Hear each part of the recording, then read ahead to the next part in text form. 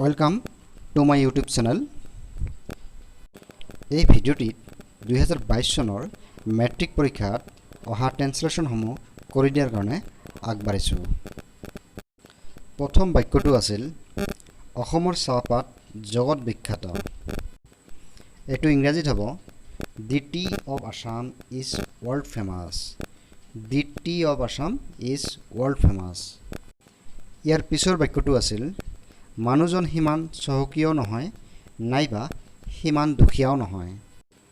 এটো ইংৰাজীত হ'ব The man is neither so rich nor so poor. The man is neither so rich nor so poor. ইয়াৰ পিছৰ বাক্যটো আছিল গুৱাহাটীত এখন চিৰিয়াখানা আছে। এটো ইংৰাজীত হ'ব There is a zoo in Guwahati. There is a zoo in Guwahati. ইয়াৰ পিছৰটো আছিল ৰমেন ক'ত থাকে তুমি জানানে? এটো ইংৰাজীত হ'ব Do you know where Roman lives? Do you know where Roman lives? ইয়াৰ পিছৰ বাক্যটো আছিল চৰ্টক গাঁৱৰ পৰা খেদি দিয়া হৈছিল।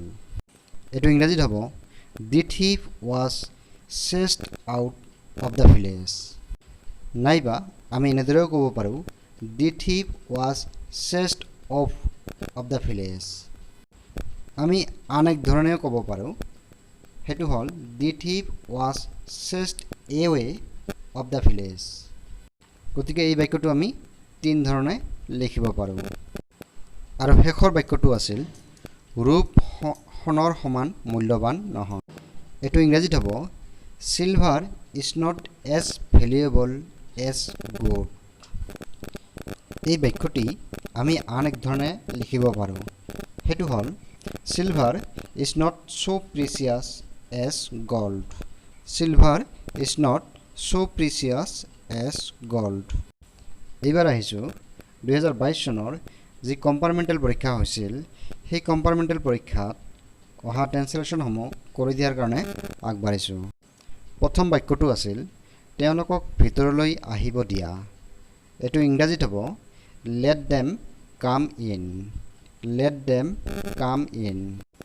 দ্বিতীয় বাক্যটো আছিল তুমি নিতৌ কিমান সময় লিখা পঢ়া কৰা।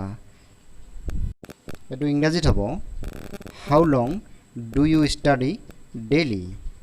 How long do you study daily? ইয়াৰ পিছৰ বাক্যটি আছিল আজি ৰাতি বৰষুণ দিব পাৰে। এটো ইংৰাজীত হ'ব It may rain tonight. It may rain tonight. ইয়াৰ পিছৰ বাক্যটো আছিল এইখন কিতাপ মোৰ আৰু সেইখন তোমাৰ। এটো ইংৰাজীত হ'ব This book is mine and that one is yours. This book is mine and that one is yours. ইয়াৰ পিছৰ বাক্যটি আছিল সোণ এবিধ মূল্যৱান ধাতু।